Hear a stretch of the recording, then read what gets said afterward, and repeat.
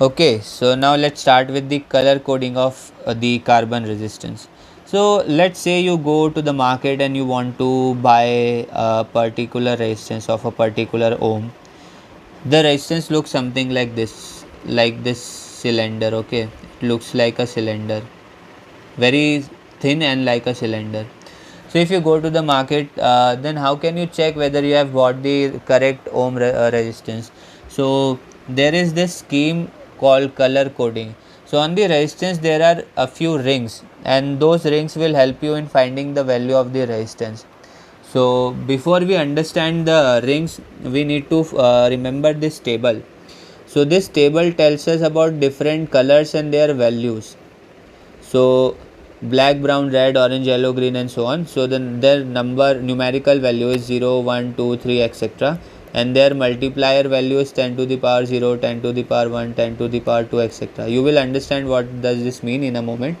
And there is this three colors: golden, silver, and if there is no ring, fourth ring at all. So this is the tolerance. If the gold ring is there, plus minus 5% tolerance.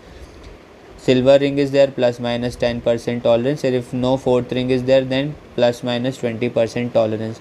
Now what is the meaning of tolerance? Tolerance means that let's say the tolerance is 5%, so it means that the value of the resistance can vary by 5%.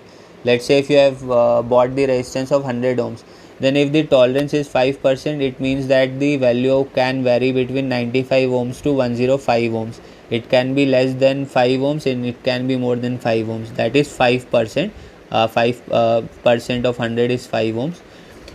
So this tolerance tells us about the fluctuation in the value of resistance. So the tolerance should be less the tolerance, less will be the fluctuation.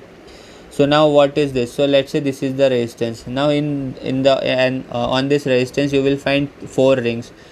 So the first ring will tell you the first digit, second ring will tell you the second digit of the resistance, and the third ring will tell you the multiplier, and the fourth ring will tell you the tolerance. Sometimes this fourth ring is absent, in that case the tolerance is 20%. So for example we have this.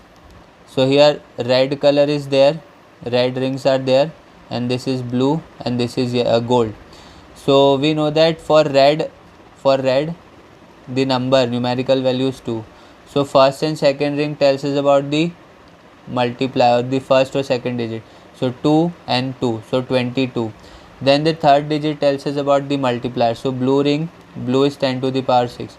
So the multiplier is 10 to the power 6. So the resistance is 22 into 10 to the power 6 ohms. Now the fourth ring is the tolerance ring. It is gold in color, so 5%. So the tolerance is plus minus 5%. So the value of this resistance is 22 into 10 to the power 6 plus minus 5% ohms. Similarly, you can find the value for other resistances. Now let's try to understand what happens when we combine the resistance in various manners. Usually there are two main ways to combine resistance in the circuit. So if you have multiple resistances, we can combine them in series, or we can also combine them in parallel. So what is series and what is parallel? So in series, the maximum one terminal of the device is common. So for example, we have R1, R2, R3, three devices.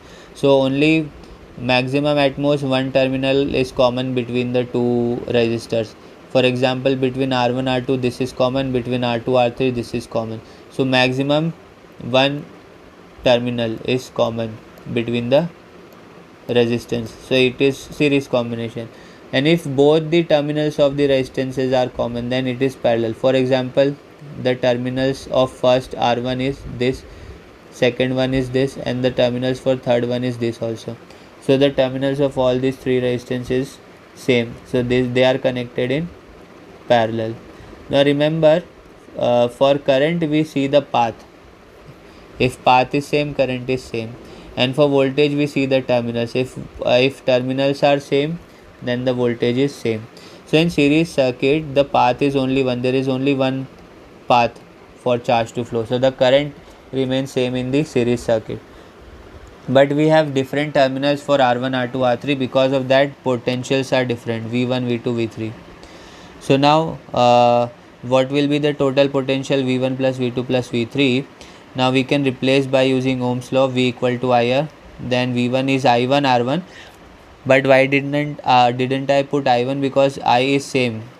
Okay, current is I in R1 resistance, current is I in R2 resistance, current is I in R3 resistance. The current is same in all.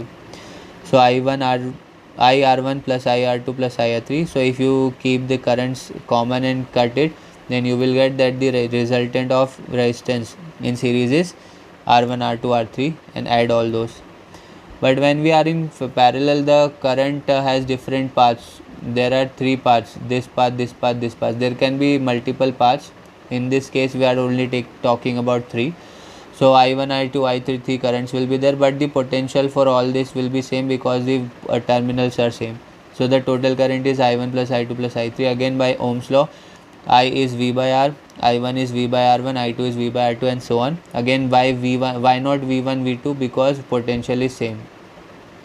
V will get cancelled out, so ultimately 1 by R1 is equal to 1 by R1 plus 1 by R2, and so on. So in series, if you want to find the resultant, do this, just add them. In parallel, if you want to find the resultant, just do this, and then finally whatever you find the resultant, just invert it, because we want to find R, not 1 by R1. So whatever is the answer, just reverse it. It will be your equivalent resistance in parallel circuit. Now let's start the Kirchhoff's laws. Now these are very important laws. How and why do we need this Kirchhoff's law? So let's say we have a circuit, and in that circuit we need to find the values of current or voltages. So we can find the value of current or voltages using the Kirchhoff's laws. We have the Ohm's law also to find the values of voltage or currents, but Ohm's law can only be applied easily in only simple circuits. But for complicated circuits having multiple voltage sources, multiple resistors, we need to use the Kirchhoff's laws. So Kirchhoff's laws are the laws which help us in finding the currents and voltages in circuits. Now there are two Kirchhoff's laws. First is the KVL, Kirchhoff's voltage rule or law, and second is the KCL, Kirchhoff's current law or Kirchhoff's current rule. So let's first try to understand the definition, and then we'll do some question. So Kirchhoff's voltage law states that the net potential drop or sum of potentials on a closed mesh or a loop of a circuit is equal to 0. Now I know that you do not know what is the meaning of a loop or a mesh. We will discuss that in a moment. Similarly, KCL states that in a network of conductors, the algebraic sum of the currents meeting at the junction is always 0. Now this may look a bit abstract, but these are simple. So before we do anything else, let's try to understand the meaning of a loop and a junction. So what is a loop or a mesh? So loop is a closed path. What is a loop? Loop or a mesh is a closed path. For example, in this circuit, this is a loop, this is a loop. So this is a closed path. This is called a loop or a mesh. For example, in this circuit, this is one loop and this is another loop. So loop or a mesh is a closed path. Now what is a junction? So junction is a point where at least there are three resistors which are coming together. For example, this point is a junction. Why? Because there is this one path, another path is this, and another path is this. So why is it a junction? Because there are at least three resistors on three different paths. So one resistance is here, one is here, and one is here. So junction is a point which is the meeting point of three wires, at least, okay, at least three wires. And remember, on all those three wires there must be a resistance. There can be more than three wires as well, but at least there must be three wires, and all of them must have some resistance. So this meeting point is called a junction. So loop or a mesh is a closed path, and junction is a point where there are multiple paths coming and joining. The current is coming from different paths and it may be going to different paths. So what does KVL say? KVL states that, let's say we have this loop, so the total voltage of all the elements will add up to 0. For example, voltage V. Now the resistances, these two resistances use the voltage. This battery gives the voltage, and this resistances uses the voltage. Because of that, we will use minus sign. Okay, so V minus, now what is the voltage, what will be the voltage of R1? It will be I R1. Let's say the current is I, so the voltage in the resistance here will be IR1 by Ohm's law, and the voltage here will be IR2. So ultimately, according to KVL, V minus V1 minus V2 equal to 0. Now why we take minus V1 minus V2? Because they are of resistance, and resistance uses the voltage. If we had another battery, then we could have added it. So the algebraic sum of all the voltage elements will be equal to 0. Now again you need to remember that algebraic sum means it can be added or subtracted, both. Similarly, let's say we have a junction here. So on this junction, 3 currents are coming. Let's say 3 currents are there. I1 is coming, I2 is going, I3 is also going. So there are 3 currents. So what does KCL say? KCL say that the algebraic sum of all the currents on the junction will be 0. So I1 now minus I2 and minus I3. Why? Because we take coming currents to be positive and going currents to be negative. So I1 is coming on the junction, and I2 and I3 are going from the junction. So I1 minus I2 I3 is equal to 0. This simply means that the the amount of current coming will be equal to the amount of current going out of the junction. That is, no current will be accumulated on the junction. So this is KCL. So KVL is based on the conservation of energy, because if you are giving if you have batteries giving voltage, then that voltage must be used by something. So the resistances are using that voltage, so that conservation of energy is used here. And this KCL is based on conservation of charge. Why? Because the net charge on the junction will not change. So if initially the charge is 0 on the junction, then after a while the charge will also remain 0 on the junction, and it will not change. So it is based on the conservation of charge.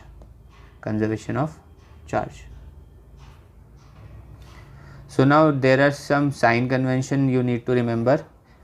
If current is exiting the battery, then consider the voltage to be positive. If current is exiting the negative terminal, then consider it to be negative voltage.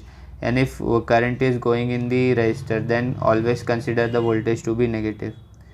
For example, from here the current is exiting from this battery. Because of that, we are considering its voltage to be positive. And then for resistances, always consider the voltage to be negative. Next, remember, current coming on the junction will be positive, current going from the junction will be negative. So I1 was coming and I2, I3 was going, therefore they were minus. So remember these 3 things. So let's discuss an example. So for example, let's try to make a KVL equation here. So how can you make a KVL equation? So this is our circuit. So here we have voltage of the battery 4 volts. So 4 comes here, and we have taken, remember the direction of current will be taken by us. So we have taken the direction to be clockwise. So the current is going out like this. So because of that, we have taken V to be positive, because it is coming out from the positive terminal. Then for resistance, always take the negative. So minus 2i and minus 2i equal to 0. So the current will be 1 ampere. Now let's take another example. So here 5 volt, but here the direction is again anti-clockwise. So what is happening is that we have taken the direction to be coming out of the battery. So again, coming out of the battery means it will be plus 5, and again minus for resistances. Now here let's say we have taken the direction to be like this. So here the current is going like this, it is coming out from the negative terminal. So here we will need to take the negative sign. So minus 5, and the resistance voltage will always be negative. So minus 2i and minus 3i. So in this case, current will be minus 1 ampere. So now what does this mean? It means that if current is negative, that means our direction that we have taken is incorrect. So the current will be moving like this, what direction we have taken is incorrect, and if the current comes out to be positive, this means that the direction that we have taken is correct. Okay, now let us discuss a very important topic, that is Wheatstone bridge. So let's say we have this circuit in which we have four major resistances connected like this, and we have this one path between the two wires. So this path is like a bridge, so there can be a resistor here, there can be any galvanometer, any ammeter here, so there is this path also, this is a bridge. So this type of shape, this type of figure is called a Wheatstone bridge. So in a Wheatstone bridge we have two resistance which will be known, and their value will be constant. So for example, let's say P and R, the value of P and R is known. This PQRS are resistances, remember. So let's say the value of P and R is known to us and it's constant, that is it will not change. Then there will be one resistance whose value will be known, but it will be a variable resistance. So let's say Q is a resistance whose value we know, but we can change its value. And there will be one resistor whose value will be unknown, and we need to find the value of S. So Wheatstone bridge can be used to find the value of unknown resistances. Now how can we find that? So we only use Wheatstone bridge in the case when we are in a balanced condition. So what is a balanced condition? So balanced condition is a case in which the current in the middle wire is 0. If the current in the middle wire is 0, we say that it is in a balanced condition. So what will happen? Let's say current comes here, so it will be I1 here and I2 here, it will get divided. As there is no other path, I1 will go like this and I2 will go like this, and they will meet again and I will be obtained. So ultimately, if we are in a balanced condition, that is there is no current in the middle path, then we can do a lot of things. So if you have current 0 in the middle path, then you will observe that the ratio of the resistance will be like this, P by R equal to Q by S. So by using this ratio, we can find the value of the unknown resistance. So Wheatstone bridge is a circuit in which there are multiple resistances connected like this, and we use it in a balanced condition when the current in the middle balanced bridge part is 0. And if this is so, then this is the case.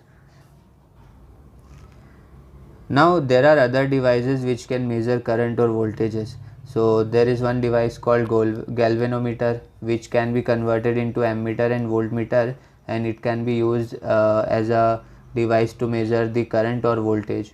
So this will be discussed in magnetism. But there is this another device called potentiometer. We will discuss galvanometer in magnetism, but for now we will discuss potentiometer.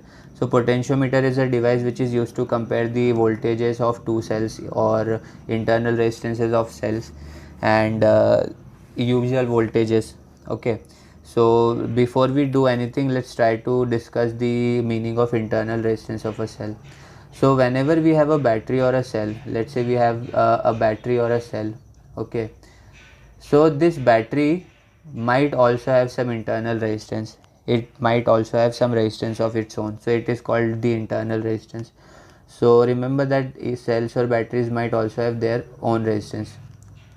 So potentiometer is a device which is used to compare the voltages. It is based on the principle of Wheatstone bridge. So let's say we have this circuit.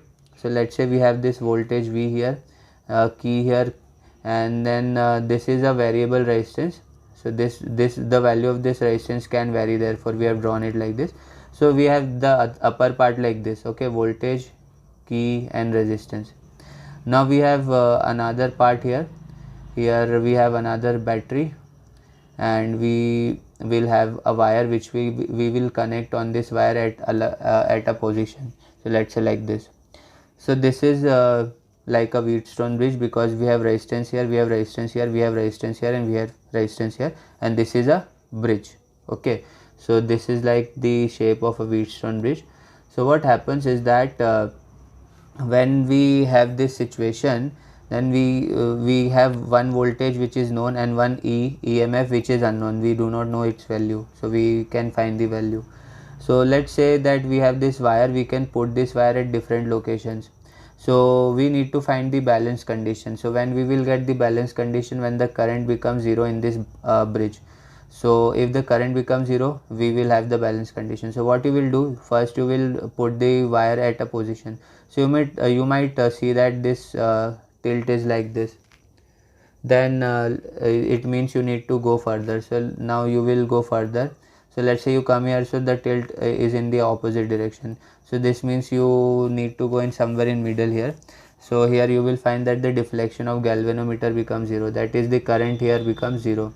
So this means that the balance condition is achieved now. So if the balance condition is achieved, then we can find the value of the EMFs of unknown resistors, sorry, unknown cells. So similarly we can also find the internal resistance of the cells also by using this formula. So where R is the resistance of the external circuit, E is the EMF of the cell, V is the voltage. EMF means the voltage of the cell, and 1 is 1. So another way is this formula, where L1 and L2 are the conditions in which we are obtaining the balanced path. So this length where we obtain the balance condition is called the length L. So potentiometer is a device which is used to find the internal resistances or the EMF or voltages. It is based on the principle of Wheatstone bridge. If we need to find the EMF of the cell, then you can use this formula. So where V is the voltage of the battery we have connected up, L is the null position, length of the null position, and capital L is the total length of the potentiometer wire. So this is the complete length, and small l is the null position length. This is null position where we have obtained the zero value, null value. So EMF can be found out using this formula. And finally we can also compare the EMFs by using this formula, epsilon 1 upon epsilon 2 equal to L1 by L2. Using this we can compare the EMFs also.